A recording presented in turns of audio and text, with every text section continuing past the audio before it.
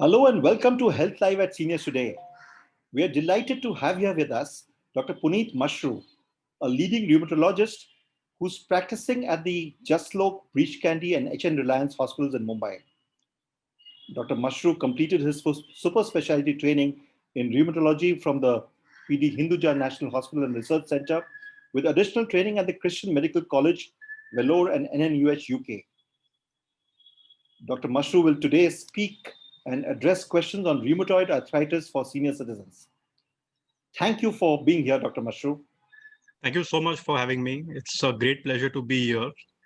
I'm very glad you have invited a rheumatologist because our specialty needs more awareness. So thank you for having me. It's a pleasure to have you here, Doctor. I know it's the COVID times and the vaccination time. So before I get into the entire rheumatology thing, have you got yourself vaccinated already, or are you in the process of doing it? So I'm in the process. I'm probably taking it on Monday or Tuesday.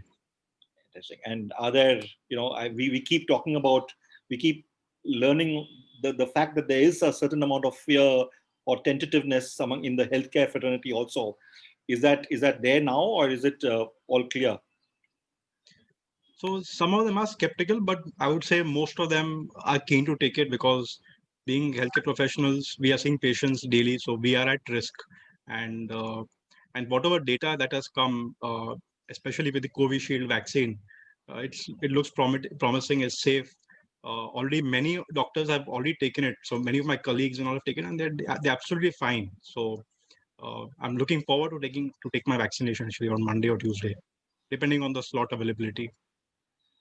Great. I shouldn't be wishing you all the best because obviously this is a tested vaccination and all that, but I'm sure it will go off well. So thank you once again for being here.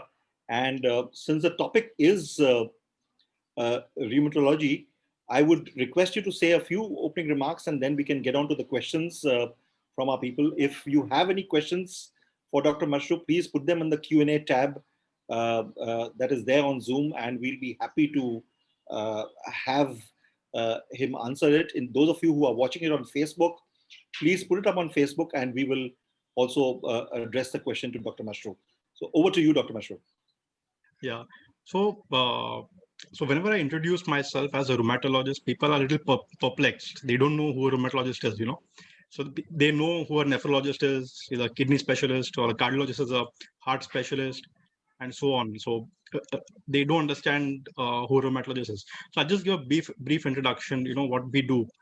So our specialty deals with diseases that include diseases of joint, bones, and multi-system disorders, which are usually autoimmune in nature. So conditions like rheumatoid arthritis come in that in our specialty. So then there is a confusion. So if you deal with disease of joints, bones, then isn't that the specialty of what orthopedics usually do? So the differentiation is that orthopedics deal with more of injuries, trauma. They do surgeries, they treat fractures, right? Though there may be a little bit of an overlap, but generally the injuries, trauma dealt with by orthopedics, while the other diseases are dealt with by rheumatologists. So there are more than 100 types of arthritis. Okay, and it's divided into like an inflammatory and a non-inflammatory arthritis. So coming first to a non-inflammatory arthritis, the most common one is a wear and tear kind of arthritis known as osteoarthritis, which is because of aging, right? In osteoarthritis, the pains are typically most commonly in the knee joint, sometimes in the hands, in the hips, and the symptoms of a degenerative or a non-inflammatory arthritis is that the pains are more during exertion and get better on rest. While the inflammatory conditions, they are autoimmune conditions where the immunity is causing inflammation in the joints, and the symptom is such that the pains are more at rest and more in the morning time. And as they get into their routine, they get better with time, and they feel better on doing the activity. This is an opposite of a non-inflammatory condition. So just a brief overview of what I do. Doctor, thanks. We have quite a few questions that have come in. Some of these questions have come in by mail, which I had also sent you. So I come to the first question that we've got, which is from Ajay Kejriwal, which is a very general one. What are the precautions that one should take to avoid arthritis? Correct. So arthritis is a very broad term.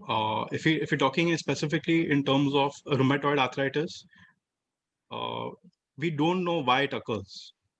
So there's nothing for us to do that we can prevent rheumatoid arthritis.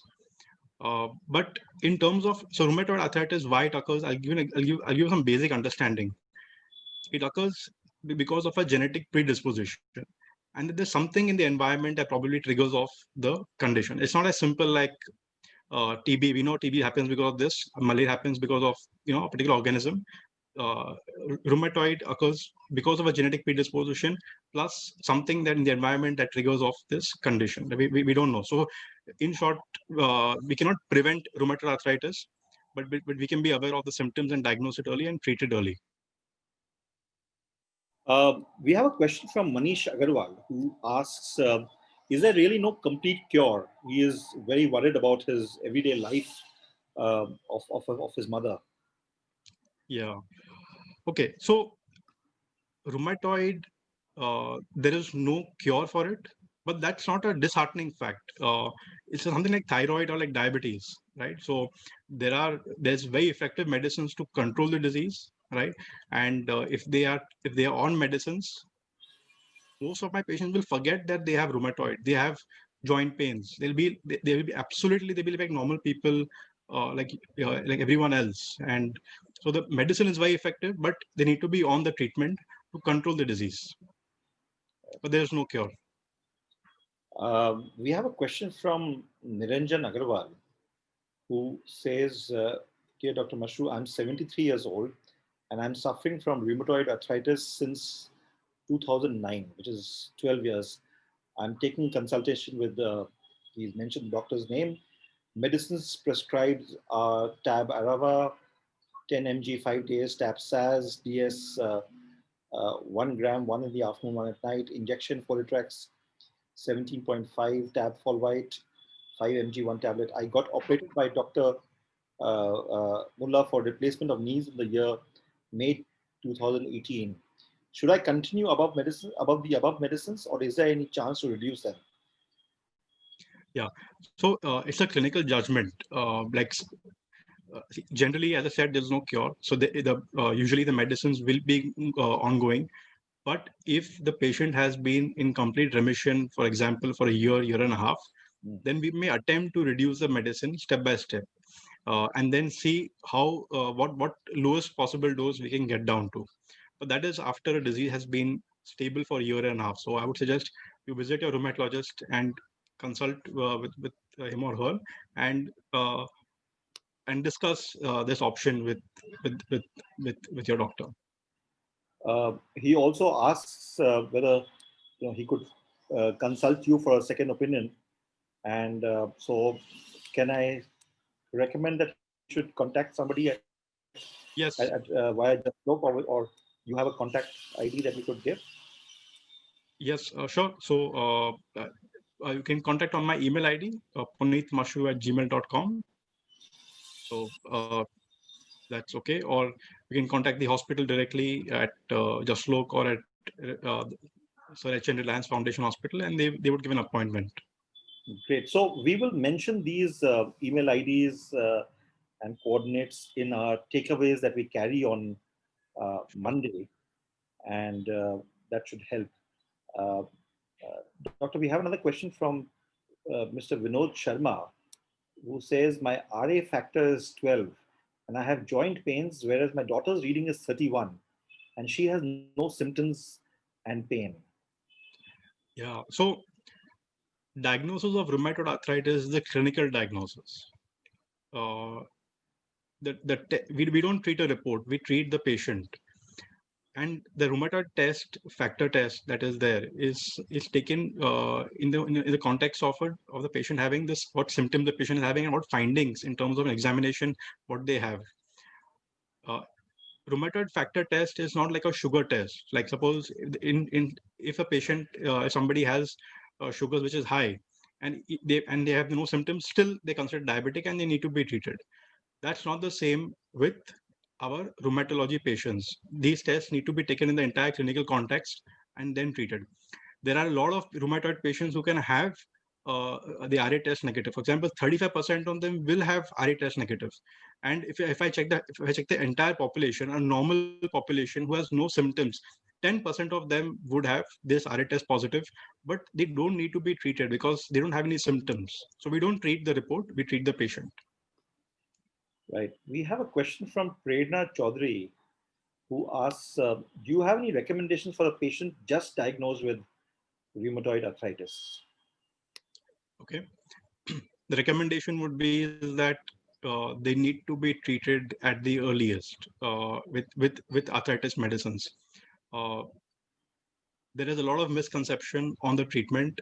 They think the allopaths would be giving only painkillers and steroids for treatment, but that is not the treatment. The treatment are disease modifying anti-rheumatic drugs which control the disease. In the initial period, we may give painkillers, occasionally, very occasionally, give steroids for a short duration till our medicines start working for symptomatic relief. But then they are on long-term treatment on these anti-rheumatic drugs, which are very effective and have a good safety profile. Uh, and the patient should do very well. And if they're treated early, the the overall clinical outcomes are much better. They don't have deformities, no disability, and they do well. Thanks. We have a question from Kirit Shah who says, I have pain and swelling on my toes, feet, wrist, and thumb since the last 1 year. Pain is spasmodic uh, and not constant. Spiking pain and thumb at night when lying down. Is it rheumatoid arthritis? Yeah. So, as I said, there are more than 100 types of arthritis, and it's a clinical diagnosis. So, without seeing him, it would be difficult to say. But the fact that he's having a lot of pain in the night time is a red flag. Meaning there would be something inflammatory going on, and not a usual wear and tear or a mild sort of a not a benign condition. So it is something which is inflammatory and needs to be diagnosed. So, and this could be only to be done if I examine the patient. Thanks. We have a question from uh, Jankna Modi who says, well, it is not above for a senior citizen, but since he is asked, let me raise this. My 18-year-old niece has pain in the knee sometimes severe, and sound is produced while sitting on the ground, mainly 2 times in a week. What should be done? Correct. So generally, see, arthritis can affect any age, from the age of 6 months to 80 years. So 18 months, 18 years, if somebody having joint pain, we need to differentiate whether it is inflammatory and non-inflammatory. Uh, but more commonly at this age is that the knee joint usually would be a little bit more flexible. The muscles would be on the weaker side. That's why the clicking would be because of the kneecap moving. But this need to be examined. Without examination, it's not possible to rule out this condition. Yeah. There's a question from Umesh Agrawal who says, I've been diagnosed seronegative polyarthritis, oligoasymmetrical, for the last 18 months in my left foot.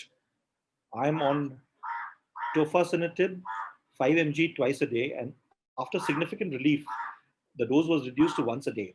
Now I have quite severe pain in my hip joints. Is this due to arthritis or back pain? Yeah, this likely is because of the seronegative arthritis. Probably the way he's describing it, it could be. I think ankylosing needs to be looked at. So uh, and the hip pain is classical of ankylosing. It can be in other arthritis as well. But the way things are, where you have reduced the dose of the medicine and you have had new joint involvement and worsening of symptoms, it is most likely because of the disease. Thanks. Uh, there's a question from Lata Talreja who says, I'm 63 and suffering from arthritis since last many years. I'm currently intaking Lefra 20 and Ultracet daily. Are there any side effects of these medicines? Also, can a chest pain occur if one is suffering from arthritis? Okay, very good question. So the way I look at it is like this. In terms of so Lefra is leflunomide. It is basically a disease-modifying drug, and the way I look at it in terms of the treatment is that the side effect of the medicine would be 5%, but the side effect of the disease is 100%. Rheumatoid arthritis will damage the joint. 5%, the side effect, it needs to be monitored. So if you keep a close watch, so for leflunomide, we need to do initially a monthly complete blood counts, liver enzymes, creatinine. So we keep a watch on those parameters. If they are stable, we are happy, and then you can keep monitoring it once in 3 to 4 months. The other side effect occasionally patient with leflunomide can have is decreased appetite, some acidity, sometimes loose motions. But by and large, in my experience, of 10 patients, 8 patients will tolerate leflunomide. It's a good medicine. It works. It's quite effective. Yeah. So Thanks. We have a question from Sangeeta Handa who asks, can I, as a rheumatoid arthritis patient, take the COVID vaccine? yes, in fact, you must take the vaccine. But so there are two vaccines that are available. One is the Covishield and one is the Covaxin. Right now, Covaxin is not recommended for patients who are having immunocompromised conditions. So with if you're on on these medicines, I would avoid taking the Covaxin vaccine, but the Covishield, you must take it. Thank you. We have a question from Katie Dadanchi, who says, Doctor, we were told that if we take Shelcal CT 500 mg tablets, we should give a break and not take it continuously. How long a gap should we keep, and what is the reason for it? Okay, so it depends on the age. If you are above 50 years, then you must be on a lifelong calcium supplement, because the daily requirement of calcium in a day is around 1200 milligrams a day, and generally in our diet we are not able to cover up that much. So generally the thumb rule is, if above 50, one calcium tablet daily on a continuous basis, so that, and no gap is required. We have a question from Jitendra Sarujani. Says, I'm 67 and had a hip joint operation in 2008 at Jaslok due to a car accident. Sometimes I get pain in the hip. Is it due to a deterioration or lack of calcium? Also, when I walk down the stairs, I get pain in the knee joint. Is it a start of arthritis, or do I need a knee replacement in the future? Yeah, so I think this needs to be looked at. You may need repeat X-rays to look at how the joint is now, and then take a call. So I think you need to visit the doctor who has done your surgery, and get it reviewed by him, and take it from there. We have a question from Suresh Kamath. How can one reverse this disease by regular exercise? So rheumatoid arthritis, the only thing that can work is basically is you can only control the disease, as I said, and the control will come only with medicines. It will not come by exercise or any other, or diet. These things will not control the disease. But exercise is very important. Rheumatoid patients are at very high cardiovascular risk. So a regular cardio exercise in terms of a brisk walk, uh, jogging, etc., is recommended in these patients. In the initial period when they're recovering from the rheumatoid arthritis, physiotherapy is very important, because when the joints are swollen, the muscles around the joint become weak. So you need to strengthen those muscles. So physiotherapy is very important. So exercise plays a very important role, but it cannot reverse the condition. Thank you. We have a question from Vinod Sharma. He says, this being an autoimmune disease, do you believe that high doses of vitamin D can help in reversal, as is being heard these days? So vitamin D, high dose, there's a lot of claim, it does a lot of good things, but there is no evidence as yet to show that it does so much benefit that it is going to, control the disease. And in fact, high dose of vitamin D has had patients who have been admitted in the hospital, especially in the last couple of months, because in COVID, they keep on taking vitamins and including vitamin D. So they go admitted with hypervitaminosis D.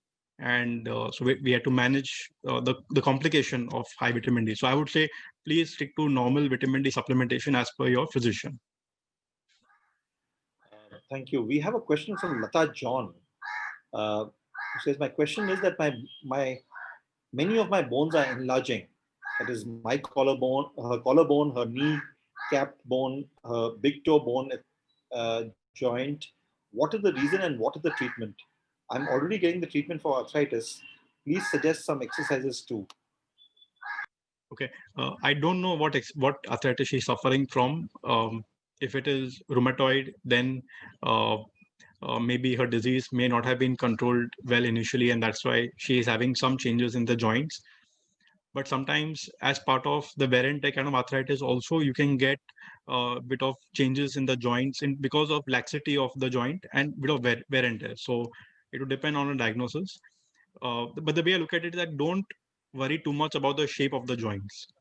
You look at it in perspective. The job of the joint is to, for example, the knee is for you to walk and to get your root. So if you're able to do your routines things, so don't pay too much attention to the shape of the joints. If there's no pain, no discomfort, you're doing all the routine thing, just ignore it.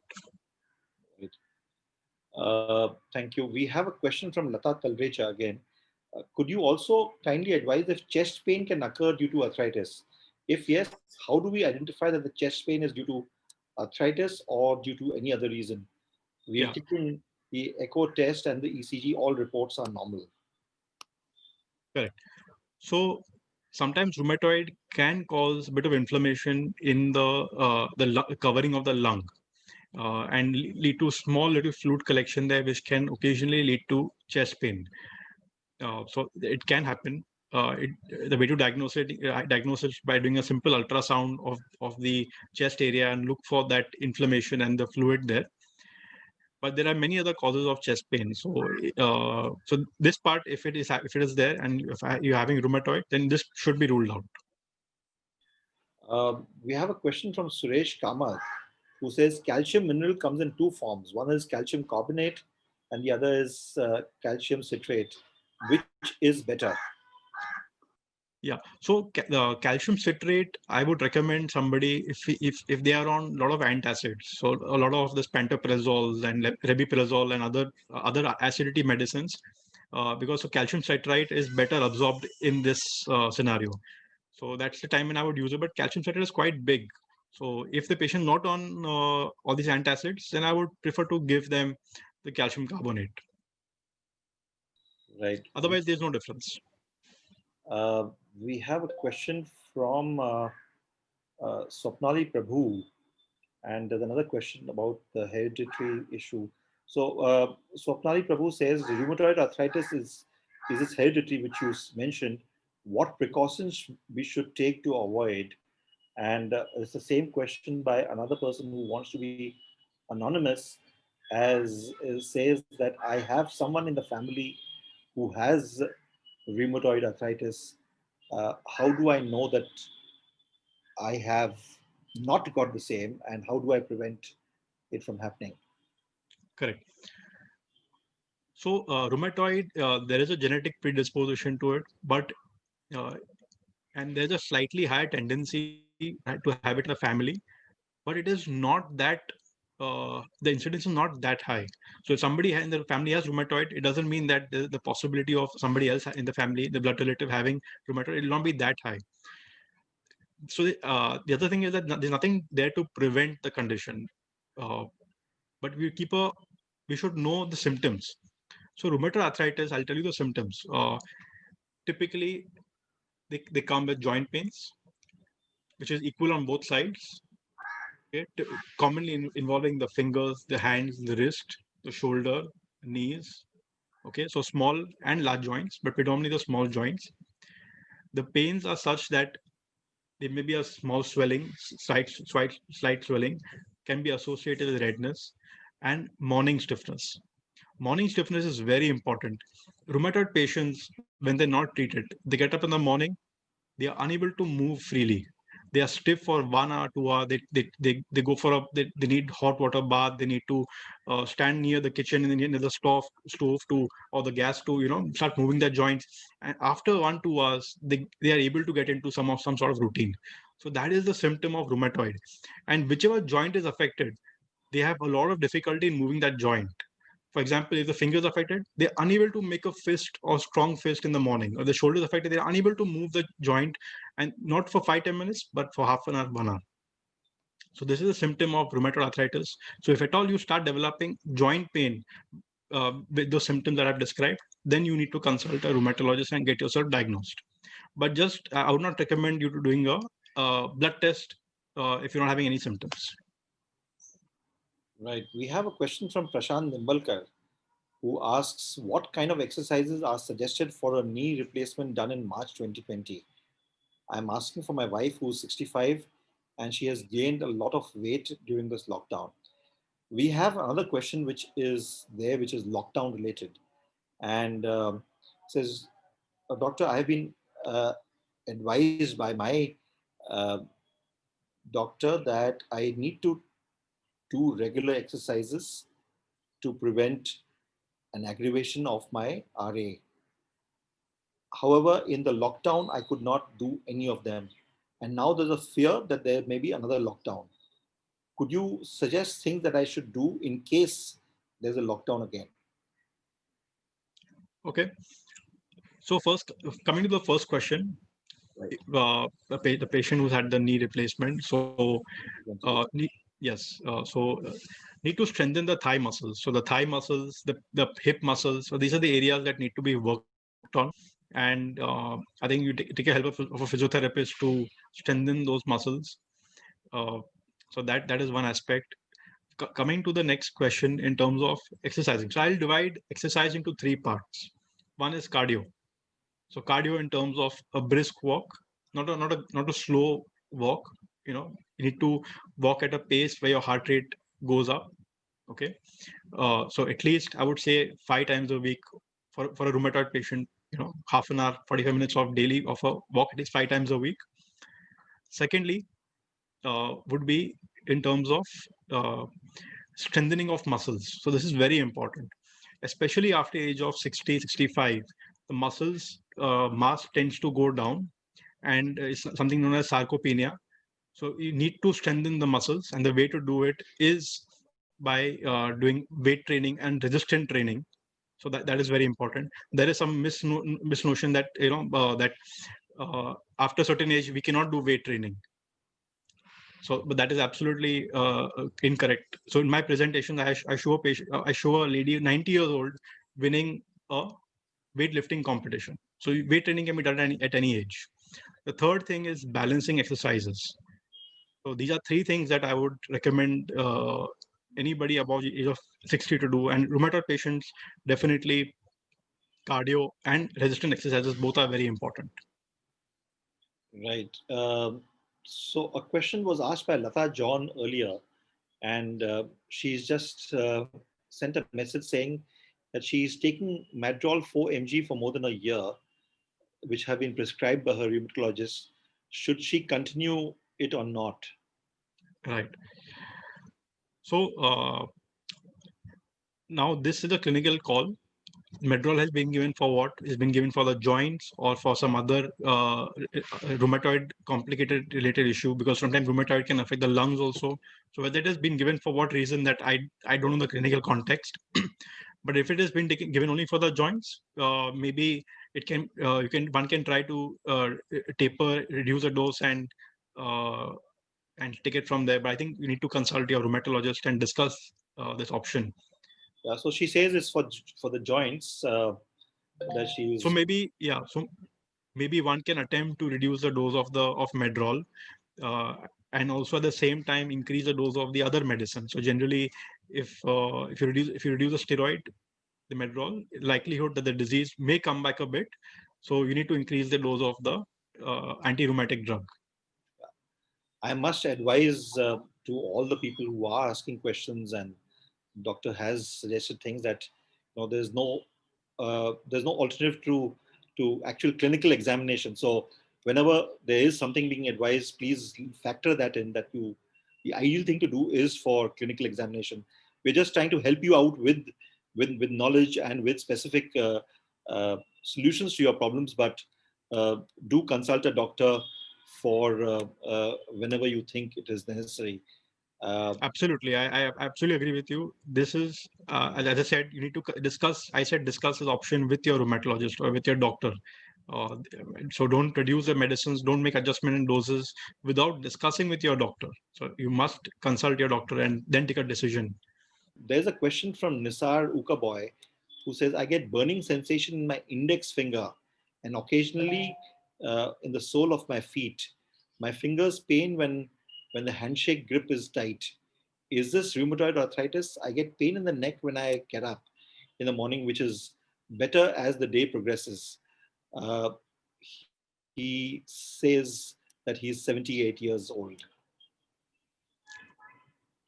Yeah, burning generally will not be a symptom of rheumatoid, so unlikely to be part of that. And but I think need to be examined to assess. It can be a nerve compression at the wrist or at the neck, causing the burning sensation in the hand.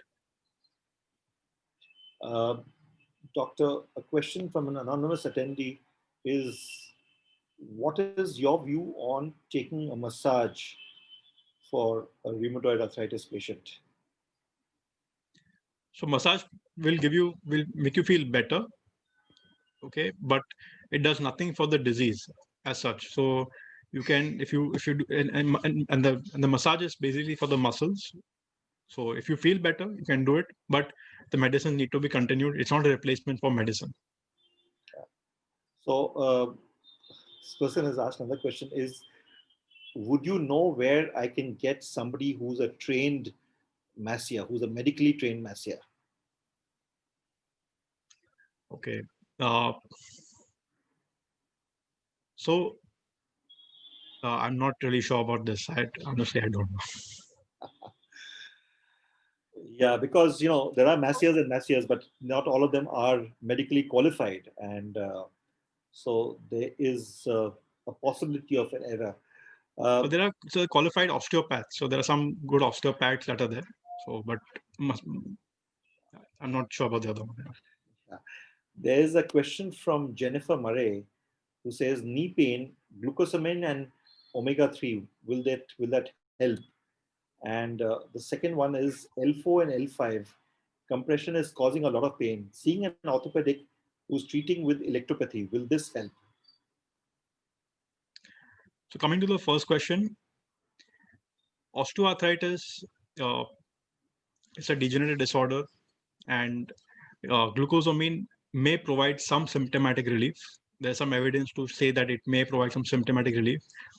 Uh, so if you're generally, we would assess over 6 months. If the patient has benefited, then we can ask them to continue.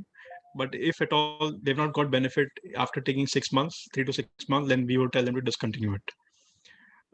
With regard to omega-3, it does have some anti-inflammatory effect. So there's no harm in taking it. So if you feel that it benefits, you can take it. That's not an issue.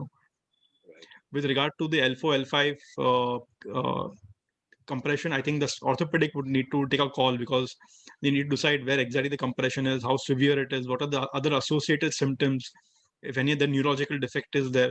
So the judgment or the management can only be decided based on that. So it's a clinical decision. Thanks. We have a question from Sushil Kumar, who asks, is climbing 3 floors of stairs a cardio exercise? Also, can I take Etova and Ultraset for a long time for knee pain? He is 73 years old. Yeah, yeah. So yes, climbing stairs would increase your heart rate, and that's a cardio exercise, but it's not a sustained one, right? So short duration, I mean, that's for that particular period. Yes.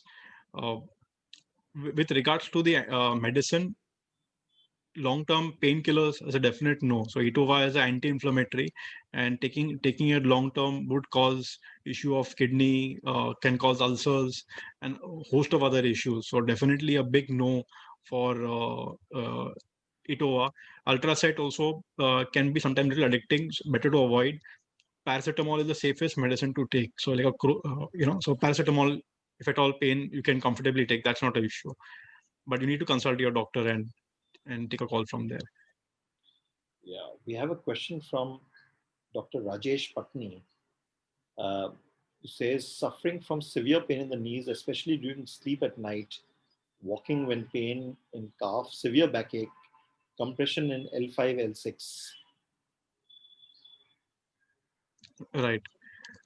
So So, if you're so when you tell me that you get pain in the nighttime in the knees, and if it is severe, it's a red flag. Meaning it may not be a regular wear and tear kind of arthritis, like osteoarthritis. It may be an inflammatory, and that needs to be ruled out. So that evaluation needs to be done. right. Thank you. We have a question from Prerna Chaudhary, who says a year ago, swelling in the first joint of the left thumb. However, no pain. I ignored it. I could not move the thumb backwards at that time. 3, 4 months later, same symptoms experienced on the right thumb. Now, after 8 months, index finger, first joint also swollen. All the swellings look like the bone is protruding outwards and fingers look a little deformed. Recently, we carried out a few tests. Results are serum uric acid 3.6, RA factor less than 10, ESR 07. Do you think it is rheumatoid arthritis? I cannot apply pressure from the fist as a whole. In the mornings, when I move the joints, I have a feeling that they are jammed. But after exercising, the joints are a little better. However, even though it's been a year since the original symptoms, I do not have any pain.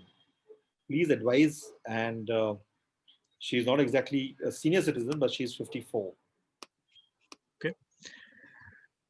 So uh, it may not be rheumatoid because there is no pain, but the fact that it is causing some sort of a problem and significant problem by whatever I understood, I think it is better to get it looked at and rule out any other condition. Thank you. We have a question from Maitri Ashar, who says that my son, who's 42 years old, is having pain on the left hip and under the care of the PD Hinduja hospital and is taking medicines for the past 2 years like Sazo, uh, Myospaz, Folvite twice a week, Folitrax once a week, and Gemcal daily. Is the prolonged use will it have adverse effects? Yeah. So the medicine that he is on is for arthritis, and hip is a very important joint, right? So if the disease is not controlled, that hip is going to worsen, and maybe some other joint can get involved, and then it's a big problem because sometimes they need surgery at a young age. So the medicines are definitely required. In terms of the side effect, we get a lot of patients who have arthritis since childhood, and they are taking it since years, and as adults they come to us and they're taking last 10-15 years, and they're well controlled. So the problem, so medicine need to be continued, that cannot be stopped. So consult your doctor. If he's doing well, they may reduce the medicine, but the medicine should be continued, should not be stopped in the fear of side effects. Thanks. We have a question from Sangeeta Handa. Says, Doctor, can one take Pan D on a long term basis? I need it regularly as I am on Folitrax 20 mg and also Lefra 20 mg. Please advise. Yeah. So long-term antacids may not be good. So sometimes we may want to change the pandy to some other form of action, or maybe a milder one if you are doing well. So I think that can be done. Sometimes you may take help of gastroenterologist, but I think changing to uh, another mechanism of action also may not be a bad idea, to see whether the milder medicine also is effective enough to control your symptoms. We have We have a question from Rajul Mehta, who says, I get severe pain in my ribs, which scares me of a heart attack. I run to your uncle, Dr. Manoj Mashru, every time. What do I do when I get this pain, and how do I differentiate between these pains? This is happening at least since the last 10 years. Is it just an anxiety attack or is it RA? So rheumatoid will not affect the rib areas. And generally the condition that I deal with, they would have other joint involvement as well. So it doesn't sound to be a rheumatic condition. So I think just consult your cardiologist and understand from him what is the reason for it and take it from there. Right. Thank you. We have an anonymous attendee who asks, my rheumatologist has prescribed me Itova 400 2 times a day and Veloz 20 before breakfast. What are these for? I don't know why he's advised. So it depends on. So anti-inflammatories are used for symptomatic relief as a temporary measure and used for multiple conditions. So I don't know in what context or what diagnosis he has made and for how long he's asked you to continue it. Doctor, we have quite a few questions that have come in, but I'll just ask two more. This is from Colonel B.G. Dukal, retired, who's one of our regular attendees. And it's a long question. Says, I'm male, 77 years old, diabetic, and having done an angioplasty 12 years back. For the last 7 years, I have been suffering from pain in the body. Back right shoulder pain the most. I can't bend forward. I do set of exercises for back, walk for 30 minutes, yoga and meditation. My GP has given me HCQ 400 OD for last 2 years. Can I get my can I get pain free? Should I show myself to a specialist? And then he says, my wife is 72, diabetic and having BP. She too is suffering from acute back pain. She cannot stand in one place and can't bend forward. She also does yoga. We have not been to a rheumatologist ever and have been showing to an orthopedician. Please advise. Yeah. So the reason for your shoulder pain and back pain needs to be assessed, why it is there, and then take a decision. HCQS, if you're having rheumatoid, then it would work. But HCQS also is given for diabetes control as well. So I don't know why, for what reason your family physician has given. So you can discuss this with your family physician, and you can visit a rheumatologist to assess your condition. Without assessing, it will be difficult for me to judge. Doctor, the next question is, would you advise homeopathic or Ayurvedic treatment for rheumatoid arthritis?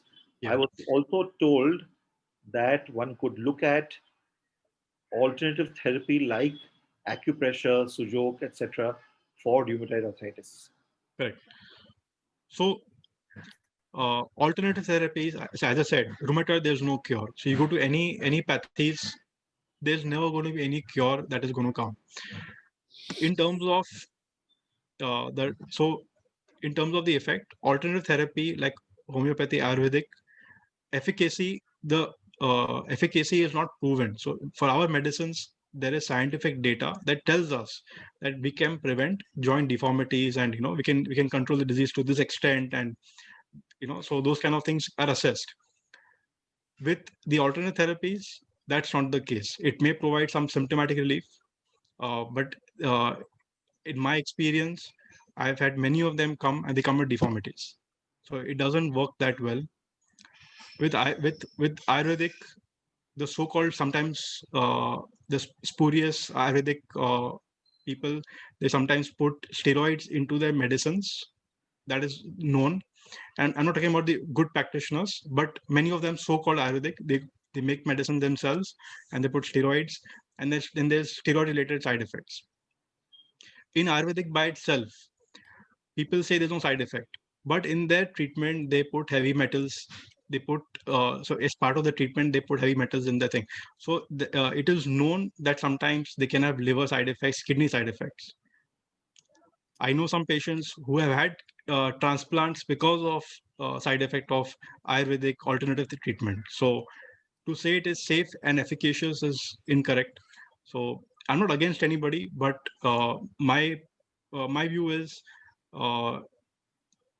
allopathy has very effective treatment, and there is data in terms of safety, and we know what to look at. So that's my opinion on it. Yeah, we have another question that has come in, which is my wife gets stretching pain in the hips. Is it an arthritis issue or neurological? She's advised Tologen 4, 2 per day. Does it have a side effect in the long term? Uh, Difficult to say uh, by just saying the symptom. Stretching pain in the hip can be because of multiple reasons. And this medicine I'm not aware of. Maybe this is a brand name. The content. So there are many brands, but the content, I don't know what content it has. So I cannot comment on that. Right. Doctor, thanks a lot for being here. We've addressed quite a few questions today. 24 of them that came in today, and another 10 which came in by mail and WhatsApp. So quite a few questions answered. Thanks a lot for your time, and uh, uh, may you have a successful vaccination. And we'd love to have you here with us once again at a later date to speak to our readers once again at Seniors Today. Thank you so much for inviting me. It's been a pleasure.